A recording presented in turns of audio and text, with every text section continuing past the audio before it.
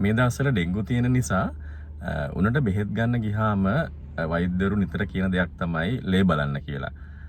සමහර විට දවසකින් වෙන්න පුළුවන් දවස් දෙකකින් ලේ බලන්න කියනවා. ඉතින් මේකෙදි අපි දැකපු දෙයක් තමයි බොහෝ දෙනෙක් මේ දේ හරියට කරන්නේ නැහැ. විශේෂයෙන්ම බෙහෙත් අරගෙන ගෙදර ගිහිල්ලා උන දවසකින් විතර අඩු වුණාට පස්සේ එහෙම නැත්නම් ඇඟේ පතේ අමාරු අඩු වුණාට පස්සේ ලේ බලන එක අමතක වෙනවා. ඉතින් ඩෙන්ගු වලදී මේක ටිකක් භයානකයි. මොකද ඩෙන්ගු වලට සමහර වෙලාවට ප්ලේට්ලට් අඩු වෙලා එහෙම නැත්නම් රුධිර පට්ටික අඩු වෙලා අමාරු වෙන පටන් ගන්න උණ බැහැලා ගියාට පස්සේ. ඒ නිසා ડોක්ටර් කෙනෙක් කිව්වොත් ඔයාලට විශේෂයෙන්ම උණ විතරක් තියෙනකොට අනිවාර්යයෙන්ම දවස් දෙකකට පස්සේ ලේ එකක් බලන්න කියලා.